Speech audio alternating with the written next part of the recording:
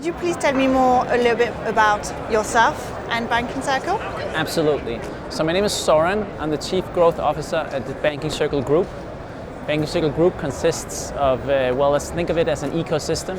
At the core, we have Banking Circle, a payments bank that does clearing and settlement, accounts, FX for payment businesses, marketplaces, and banks as well. Around that very strong platform, we've built a set of additional propositions, lending for merchants, account-to-account payments, cards, business payments, and business-to-business buy now, pay later, to mention some examples. Brilliant. So we're here today at Money20, and I know that you're going to be covering throughout the show the rebundling of finance and covering the key trends. So without overdue, shall we go and ask you a few questions about this? Well, absolutely. I'd be pleased to. Brilliant. So we've heard a lot about rebundling in the financial services industry in recent months. Can you explain what the term means and how we have got to this point? Well, think about it like this. Before 2008, the financial crisis, financial services were delivered by, and they were only delivered, I want to say, by universal banks, regional universal banks, global and local universal banks. And what happened back then was an unbundling, where fintechs came in, partly helped by regulatory initiatives like PSD2 and others, to basically zoom in on one part of that stack, one part of that financial services value chain, if you will, and then do that super well with a strong, typically strong financial backing and a strong delivery model. Now, some of those fintechs have now turned into become more than a feature, but an actual platform of its own. That very strong platform is now a reality for many companies. Take Stripe, for example. Last year they processed more payments and more volumes than the entire internet economy back in 2010.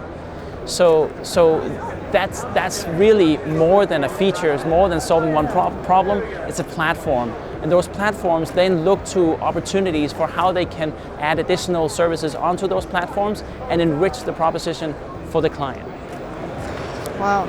So what are the potential benefits rebundling will bring to fintechs? Well, rebundling then allows these platforms to add on additional solutions. It can be by building something, by partnering with someone, or it can be by acquiring a company that has a specific capability. And that brings a stronger ability for the for fintech companies to deliver a more holistic proposition and bring more value from fintechs. Simple as that. Can you give us any recent example of these collaborations? Well, we've seen how Square created what they call blocks on top and then added Afterpay.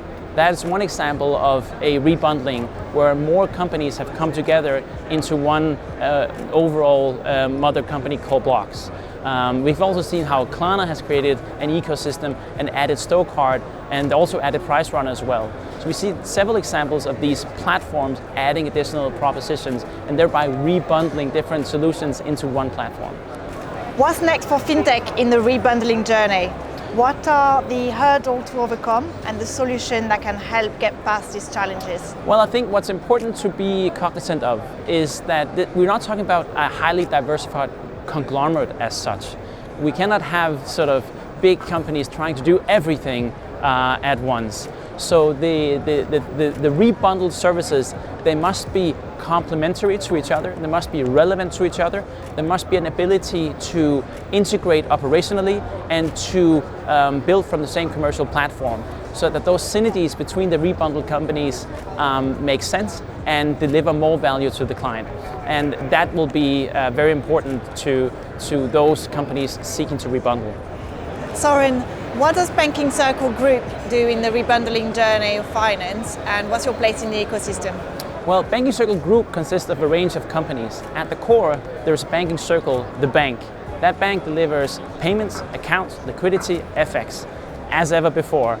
And today, that bank has grown so huge that we process more than 250 billion euros worth of flow. So what we're doing is we're adding a layer of additional propositions around that, so we can deliver and front-run some of the trends that our clients are asking for.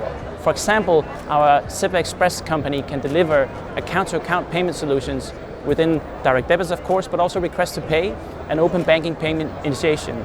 Equally, the other company, B4B Payments, can deliver business payments, cards, and much more, also adding to that B2B payment innovation wave that we currently see.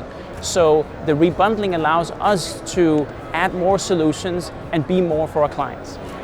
Thank you, Søren, for this. You actually got me really excited about what Banking Circle Group is doing in rebundling finance, and I really look forward to seeing any of the announcements that you've got at Money 2020. Thank you. Thank you very much. All right.